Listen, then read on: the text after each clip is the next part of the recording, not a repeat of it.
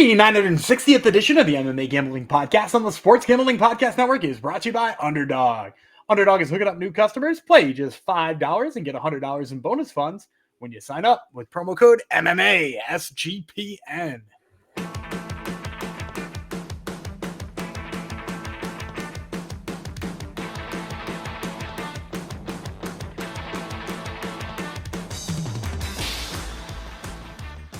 Howdy ho, Degenerinos. Welcome to episode 960 of the MMA Gambling Podcast on the Sports Gambling Podcast Network. Dedicated. I'm already mispronouncing words. Dedicated to Breaker Wannabe. One of our friends on YouTube who Chalk Donkey Casual Parlay came through for Cage Wars 196. So this goes out to Breaker Wannabe, who has a picture of a woman as their profile picture, but we know that's not the case. We know he's a man, because when you have men that watch and listen to us. That's not true. There's some women. Occasionally, we haven't had one for a while. So someone come out of the woodwork and say, "Hey, I'm a woman. I listen." Breaker Wannabe. Do you think that's the what was her name? God. Did you watch the Olympics last year with the breakdancing competition and the lady maybe who did like that might be who the picture is. You're right. The Australian lady. Yep, that could be who the picture is. Yeah, maybe that's who it is. Yeah, that's our Raygun. It was Raygun was the name. It was, yes. That's our breakdancing expert, Gumby Vreeland. He knows about MMA too, luckily. I am Michelangelo Colangelo. You may know me by a previous name, my government name, Jeff Fox. Today, we got some LFA to cover. LFA 223. We always love to cover LFA, and LFA's got a belt on the line too here, which is good. Gumby was at LFA last weekend. How was that? Fun experience, but not the greatest with your bet. I think is the breakdown of that. I love being at live fights. The prelims were a lot of fun, but like the main card kind of sucked, which I don't usually say about LFA, but like, you know, the Giannetti fight got called in the early parts of the second round because he got like jabbed in the eye. It was like real gnarly. The Aline Pereira versus Naira Rep fight, I was like, well, that'll be fun because they're both a couple of strikers, and like Paeta spent like the whole fight like holding Rep against the cage and stomping on her feet, and that was it. That was like her only offense. And and like anytime they were at distance, she kind of got tagged a bunch, and so like I was like already annoyed because it was supposed to be a fun fight and then it wasn't. And then on top of that, she was like, Dana White, sign me. And I was like, you're 2-2 and you just foot stomped your way to a victory against a regional like flyweight. Like, no, the answer is no. I don't care who your brother is. The answer is no. And so like that wasn't fun. And then the main event was like real hard to watch. It was like colossally boring. I didn't get the pick rate either, which kind of sucked. But like I said that the champ, you know, as long as he can shoot those body lock takedowns, he should win. And he must have listened to me and decided that was the only thing he could do.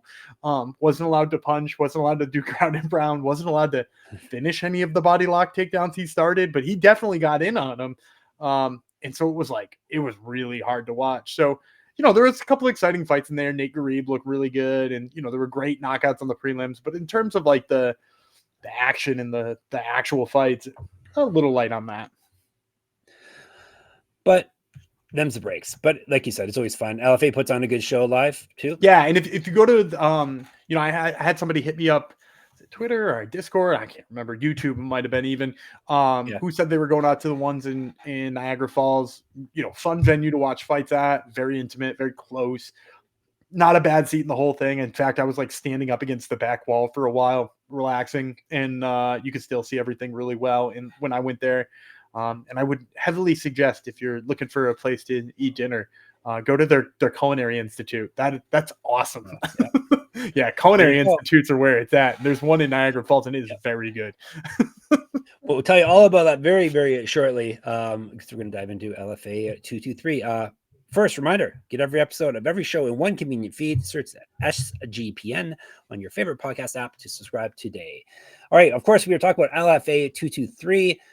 Francischinelli versus Piersma, Niagara Falls, New York, at the Seneca Niagara Resort and Casino. That's the venue Gumby was speaking of. It's going down this Friday, 7:30 p.m. So we've got you 3 events now on Friday that we've covered for you. So it's going to be a busy Friday for you, Degens. 13 fights on this card. Gumby's picked out the 5 that he likes the most, and then we got plenty to choose from, or he has plenty to choose from more precisely for the lightning round. Good fight card, right? Yeah, I like this one a lot. Yeah, there's fun prospects who are up and coming, guys who just like need to turn that corner, which is fun. A couple of guys who just got booted off the Ultimate Fighter by the same exact fighter, which is kind of random, but and they were squaring off. So yeah, a lot of fun fights on there. Starting with a welterweight main card fight, Farman Hasanov. He's from Azerbaijan. Abdurakhman Fazilov. He is from Uzbekistan. So a couple fighters from far away fighting in Niagara Falls. 170, as I said. No odds yet, but very easily and readily available for LFA. Fazilov will tell you about first. 6-0, 1 knockout, 4 submissions. This is his debut in LFA. He owns his rounds. He's 2 straight fights. He's won via finish. He used to fight at 155. Hasanov is 3-0 with 2 knockouts. He's 2-0 in LFA. TKO win in his last bout. 1-0 as a pro grappler, 2 years younger than Fazilov, 3 inches taller. Yeah, so I think Hasanov is going to be the favorite here. Obviously, with the records being where there is, like, yeah, I could kind of see the line being pretty close. So I'm going to say Hasanov like negative 165-ish. And the reason I like him, he does a really good job of landing his right hand. I'd like to see him set it up with a jab more than he does, but like, he does sort of wing that right hand in a way that finds the mark more than it does it. And, at this weight class on the regional scene, you don't see a lot of guys with too nuanced of their stand-up game yet anyway, especially when, it's not their forte, right? Like, their forte is clearly grappling. So if you watch Hasanov in the grappling too, he's fought some pretty good competition, and you see he gets to the hips well and he finishes well. Again, like, if I had a critique, I'd like to see him control the hips a little bit more once he's down. He likes to open up with the ground and pound, and sometimes you can kind of see his opponents getting away from him. So, on the feet, would like to see more combinations and stuff like that. On the ground, would like to see more hip control. He's sort of buttoning both of those things up as he goes, but those would be his flaws. On the Fazilov side, like, this is his first fight in the States, if I'm not mistaken. He just got his visa to be able to fight for one of these types of promotions. Getting a big chance here. But the problem is if you've seen the regional fights he's had, the competition level is like very low. And I do mean like very low, like to the point where I've watched his striking and I'm like, man, it's working in this fight, but I don't think it's there yet. You know what I mean? Like, it seems slow, but it's still hitting the much slower guy that he's fighting. And the combinations come kind of clunky, and sometimes his punches look like they're a little heavy on the arms. And then in addition to that too, like, from a grappling standpoint, I think he's just so used to fighting guys who have no chance of taking him down that his takedown defense has sort of gone to the wolves, right? So like, if you watch, man, I think it was 2 fights ago or 3 fights ago, I found film on him, and his opponent drops down and gets to his hips, and then just like doesn't have the slightest idea what to do with that. Like, he winds up falling to both of his knees and getting squashed. But like, Fazilov like didn't react quickly to somebody getting to his hips. He sort of just let him get there and then was like, haha, puny human, and then just like pushed him down. And like, that's great, and it's good that it's worked so far for him. But like, Hasanov is just going to plow through that then. Like, if you let Hasanov on your hips, he's going to take you down. In that like approach where like, I don't really have to react to what you're doing is obviously like problematic as you get higher and higher in MMA. It's like the next guy you fight is going to punish you for that. The guy after that's going to punish you worse for that. And like, I'd like to say Fazilov seems to be learning, but it almost seems like he's learning bad habits in that. Like, he does not have to worry about people getting to his hips, and now he's going to fight a guy who can, and I think will take care of him. So give me Farman Hasanov here, probably slight favorite. All right, you got it. All yours. All right, we're going to women's strawweight next. Jayde Sheeley, United States. Aline David it's probably David from Brazil. 3 5-minute rounds, 115. Tell you about David first. She's the Brazilian brat. 3-1, 1 knockout, 1 submission. She's been submitted once. 2-0 over her last 2, both via finish. 4 years younger than Sheeley, an inch taller, 6-inch reach advantage. Sheeley is 3-2 with 2 submissions. She's been knocked out once. 3-2 in LFA, a 3-1 over her last 4. She did lose her last bout. She used to fight at 125. She's 0-1 as a pro grappler. So I'm going to go with Aline David. And I think she's going to be a slight favorite. I don't know how much, though. Both of these two were like hyper prospects once upon a time, and like kind of have lost a little bit of their luster. Like, I think this is a really high level MMA fight right here, if I'm being completely honest, despite it. What is it, 3-2 versus 3-1? I'm worried that the 3-1 record against the 3-2 fighter is going to catapult her to an area where I don't want to bet her. My guess is where I would line this at. It's like negative 155 for David. She's a much better striker than Sheeley, like substantially better. She's coming off of like a 14-second front kick to the face knockout, which was really fun to watch. But like in general, her striking sharp. She's low in her stance, which is going to be good against somebody like Sheeley, who likes to wrestle and likes to get in on takedowns and has good jiu-jitsu. But it makes her quick when she's boxing. So Aline David is she's really sharp, like the grappling game, physically strong, which I think plays in here. Because Sheeley, on the other hand, she's one of those grapplers who you can like tell her when her brain switches to grappling.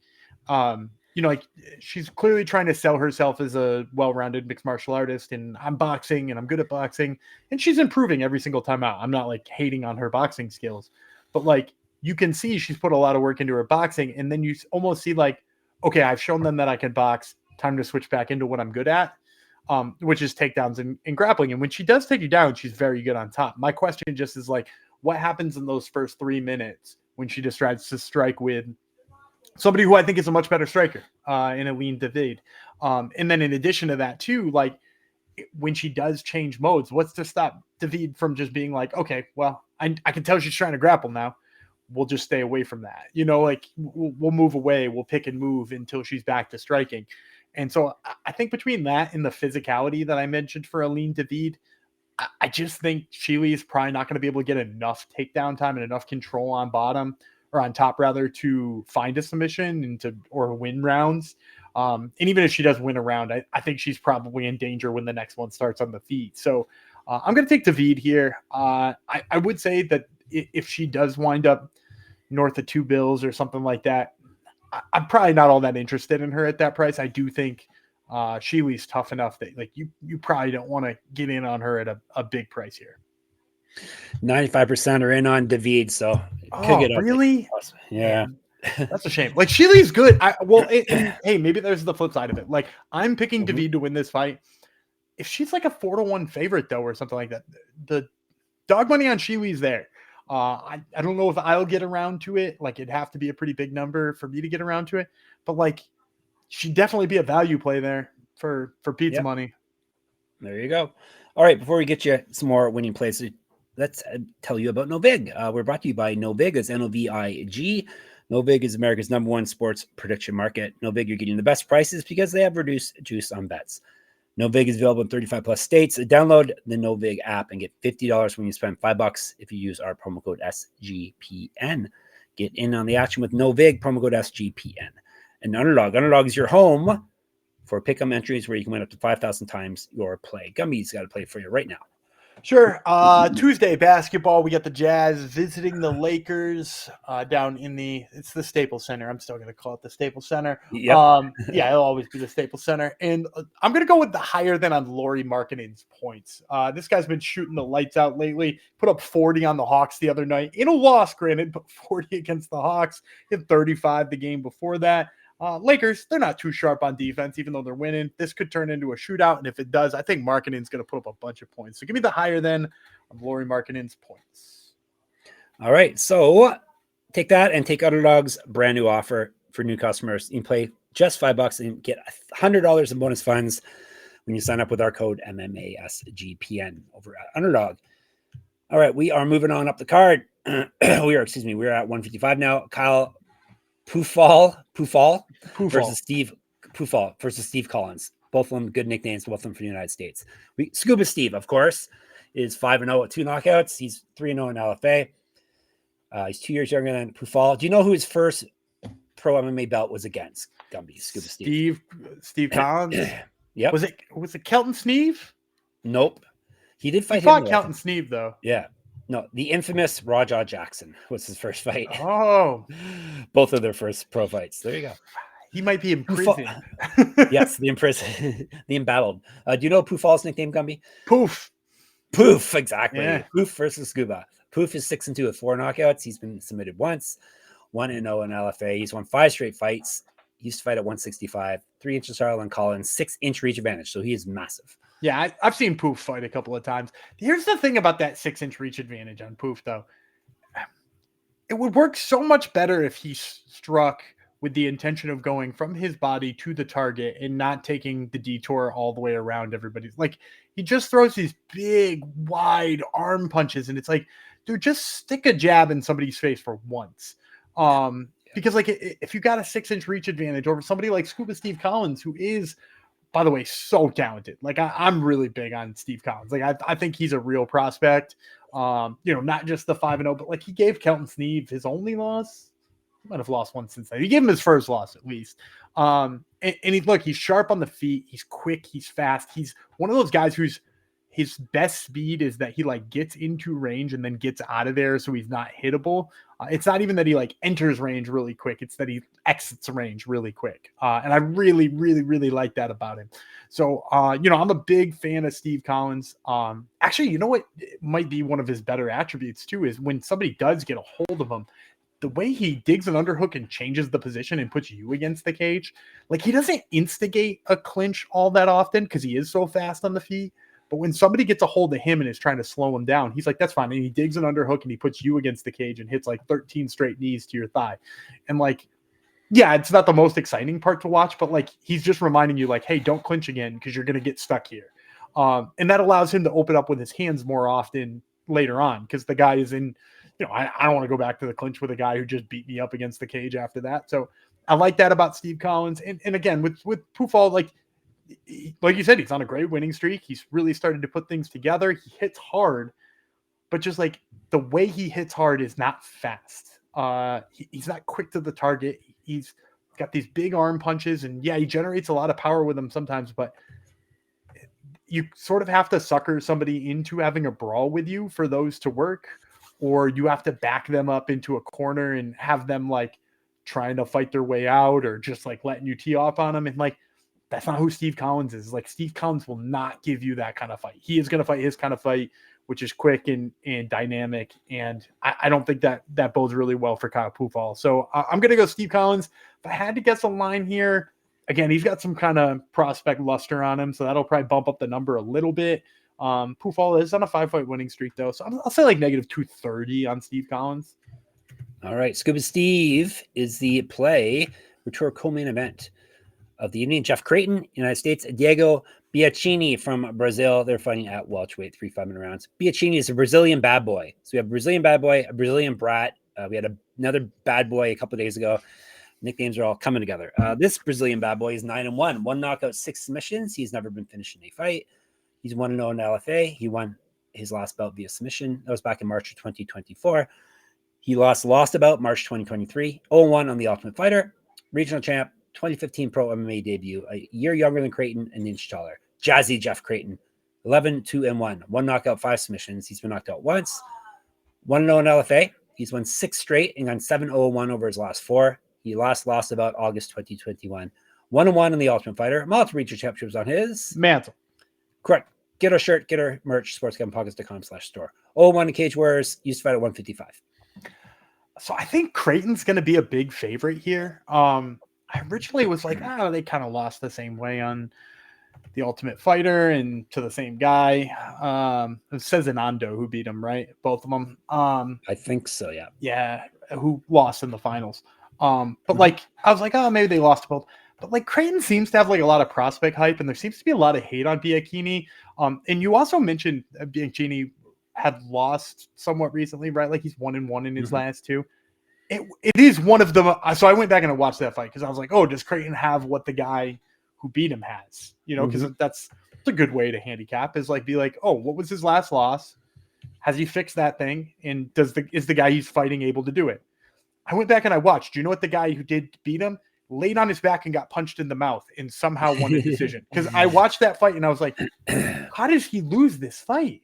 And I kept asking myself that. And then I kept going back to the Tapology page and being like, did he fight this guy a different time? Because maybe this is the first one and he loses the second one. And I just kept like flipping back and forth between Tapology and YouTube. And then the fight ends and I was like, okay. And then they read the scorecards and it was like his opponent won. And I was like, I have no idea what those judges were doing. It was very, very odd. But like, I'm going to go with Bianchini here as probably a sizable underdog. I'll say like 2-1. And the reason why is like, first of all, I like his jiu-jitsu game better than I like Creighton. Creighton's kind of like a grinder. He likes to bring like a, try to make it nasty, but also like in the fight with Cezinando, like maybe didn't do really great at holding position, seemed to wear a little bit. Bianchini is like, how do I want to phrase this? He's stupidly flashy, like flashy in the worst way possible. But for some reason, I just like feel like enough of it will work against Creighton, because Creighton is like, I think a grappler first is the best way to think about him. And like, even when he's fighting, he'd rather fight you in a phone booth than like from range. And Bianchini does a good job of keeping range. He's always had good jiu-jitsu. I think he performed worse on the Ultimate Fighter too, because he didn't have his coach around him. And like, I don't think he did really well with the coaching he was getting on the Ultimate Fighter. And then when you send him back to Brazil to work with the fighting nerds, like, you have to imagine that's going to work out a little bit better for him when he gets back in the cage. So I'm going to go with Bianchini here. Hopefully, sizable underdog. All right. Lock it in. The Brazilian bad boy Gumby has. All right. Before we get to main event and lightning round plays, let me talk about Rhythm. RATHMM. Rhythm is crushing it in college football, NFL, and now just added the NBA. Rhythm is also giving away weekly cash prizes just for tracking your bets in the app. Track 5 bets of the same type from any model you build, and you can win $1,000. Gumby's going to give you a bet right now to make. We just talked about the Jazz and the Lakers on Tuesday. I mean, I'd take anybody to beat the Jazz at this point. They look like they don't want to win ever. I don't know if they've got a guy who they've got their eye on in the lottery, but they're definitely heading towards it. So I'd take the Lakers laying whatever points you want to lay against the Jazz. All right. Use promo code SGPN25 when you download the Rhythm app for 25% off your first month. Download Rhythm, RITHMM, and use promo code SGPN25. There's a top prospect just down the road from them at BYU. Maybe they got their eyes on him. BYU's kind of fun. I know they lost to UConn this weekend, but they're a threat. I think they only lost to UConn by 2. So like that's a good squad right there. Yep. Utah hotbed for basketball, apparently. We got LFA vacant welterweight championship up next. Why did it get vacated, Gumby? Shahid Khan Magomedov, who we talked about last week as part of our UAE Warriors 65 breakdown. He was actually one of our lightning round picks because weirdly, at least before the fight, was not listed as one of the top fights. They did eventually shift him a little higher up in the card, but he got signed to UAE Warriors and vacated his LFA title. All right. So he was also on that same season of different season. Different season of the Ultimate Fighter. Different season of the Ultimate Fighter. Yeah, he was on the Ultimate Fighter season that had Ryan Loder win it. Okay. I don't know if he was in that division though. No, probably not. It all comes back to tough. So the main event, 5-minute rounds, 170 pounds for the belt. Luis Francischinelli versus Jonathan Piersma, Brazil versus United States. You can figure out who's from which country. We'll tell you about Piersma first. Warhawk, 10-3 with 1 no contest, 3 knockouts, 6 submissions. He's been knocked out once. 0-1 in LFA. He's won 4 of 5. Submission win in his last bout. He went 0-1 on the road to UFC. He has got multiple regional championships on his mantle. Correct. Get our shirts, get our merch, sportsgamblingpockets.com/store. 2-1-1 as a pro grappler for Piersma. Francischinelli, 5-0 with 5 knockouts. All those fights taking place in LFA. He used to fight at 185. He's 7 inches taller than Piersma, 11-inch reach advantage. That's not a typo. All right, over to you. Yeah, he's weird looking. 6'6", 170. Looks like a damn praying mantis. It is a wild look for Francischinelli. 5-0. Everybody's hyped on him. I got to imagine massive favorite, right? Like negative 450-ish. And I'm going to take Piersma. I'm going to take a dog stab here at Piersma. Piersma just keeps proving people wrong. And granted, you mentioned 0-1 in LFA. If anybody remembers that fight, they can remember it because it was in Niagara Falls. I was at it. It was the main event against Devin Smythe. Not the best prospect in the world. Some reason took a spinning heel kick to the brain, like no time in, got knocked out. Very surprising. 0-1 on road to the UFC. Really unfortunate for him in that case too, because they put him against this hot prospect from Russia or Dagestan or they found like a really good prospect. They needed to see if they could get him a win on road to the UFC, and Piersma was kind of like the sacrificial lamb. But the reason I like him against Francischinelli is like Francischinelli, I mean, being 6'6", wiry as all hell, super talented on the feet, loves to throw the elbows, works the kicks in there. Very, very sharp in terms of his boxing, even just pure boxing, not even working in the kickboxing. He's dangerous. And obviously he's fun to watch because he's a weird shape and nobody's used to seeing a guy who looks like it's very Kendall Grove-esque, except for this guy might be skinnier than Kendall Grove was, because Grove was an 80 or 85, right? Yeah. So it's like he's the same height as Kendall Grove, only 15 pounds lighter. It's like it's real weird. But like he really sharp, really good movement on the feet. I like the angles he cuts. Like he is a prospect in every sense of the word. He's a prospect.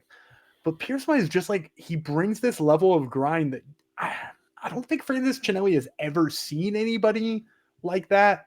And I don't think he's ready for that. Like, what is he going to do if Piersma just like pushes him against the cage? Like, he's really good from range. He's really good with his kicks. He's really good using a really long jab, but you can't do any of those things when he's on top of you. So what is his out there? And I haven't seen really enough of Francischinelli to like him in those situations. And in every fight Piersma has ever been in, even the ones I just mentioned that he lost, he brings that style. Like he gets to the grappling if the fight's longer than 2 minutes. Like he's gonna get in on people. Like he actually he was briefly the Cage Titans champion at welterweight. He beat Jack Congdon, who was on Contender Series. And what he did was he was just like, this guy's a really good striker. I'm just going to suffocate him. I'm going to be all over him. And he, levied some gnarly ground and pound, was like all over him in the clinch up against the cage, and just like zapped him of all of his energy and just like brought him into a bad place, deep waters, and drowned in him. I think he could do the same thing with Francischinelli. And especially if we're going to find 3-1 money or 4-1 money on Piersma here. Yeah, of course I want that. So I'll take Jonathan Piersma. All right, Warhawk, it is. Let's give a recap, and then we'll get you some more bonus plays. He's got Piersma, he's got Bianchini, he's got Collins, he's got David, he's got Hasanov, and he's got lightning round Zap and Boom Pow. Yeah, I'm going to go a little deeper with the lightning round on LFA just because there's so many names on the prelims that I saw and I know and I like. That I mentioned him at the top of the show, Kelton Sneeve, who had fought Steve Collins in the past, really fun prospect. He's fighting Kevin Carrier, who's actually another guy who, might have made it into a lightning round at some point in time. He's like a fun prospect, but I think Sneeve just got like the wrong kind of game for Carrier. So Kelton Sneeve will be one of my plays. I also like Jake Woodley. He's fighting Adlin Benson, who we've talked about before on this podcast. Another guy with a really weird shape. He's like a really tall dude, but Woodley is just like an absolute bulldozer when it comes to the takedown game. Benson has shown some real issues with his takedown defense, notably against he fought Party Time Schultz, and Schultz got him down pretty easily. I think Woodley's not as polished as Schultz, but has the right game to beat Adlin Benson. Hope Chase is on the card. I've always been a big fan of Hope Chase. She kind of seemed like a prospect before she took, Sierra Dinwoody beat her, and took a little bit of that shine off. But Hope Chase is another one. And then, no, you know what? I'm not even going to put that one on there. So those three, Kelton Sneeve, Jake Woodley, and Hope Chase. I was going to say Shaler Ladd. Shaler Ladd's fighting here. Right. He keeps winning. Brother. He keeps winning. I don't know if he's good yet. And he's fighting, is it Joe Taylor? Joe Taylor, who's I think 40 years old, but only has 6 pro fights or 7 pro fights or something like that. And just Joe Taylor always surprises me, oh, hey, he's a little bit better than I expected that 40-year-old dude to be. And then Shaler Ladd's the exact opposite. So it wouldn't shock me if this was Shaler Ladd's prospect loss. So I'm going to leave him off there. Sneeve, Woodley, Chase. Those are my lightning round plays. All right. You're set for a packed LFA 223. You can get more of us in the Discord, sportsgamblingpodcast.com/Discord, or on YouTube, of course, MMA Gambling Podcast, or on Twitter, SGPN MMA. He's at Gumby Vreeland. I'm at Jeff Fox Writer, at Jeff Fox Writer on Instagram as well. Check out my Substack. Enter my free weekly UFC Pick'em contest at moneymma.substack.com. Listen to more of Gumby interviewing MMA fighters at Top Turtle. Who are the fighters this week? We're talking to Volkan Ozdemir right before he fights over in Qatar. And we're talking to Shannon Clark just as she came back from Brazil in her big title victory in LFA. So check out Top Turtle. And of course, you can get more of us at sportsgamblingpodcast.com. sportsgamblingpodcast.com/store for your merch needs. sportsgamblingpodcast.com/Patreon for some bonus content. We'll be back very, very soon. There'll be Jeff Poof Fox. Scuba Vreeland, we'll talk to you probably tomorrow, maybe today. Who's to say?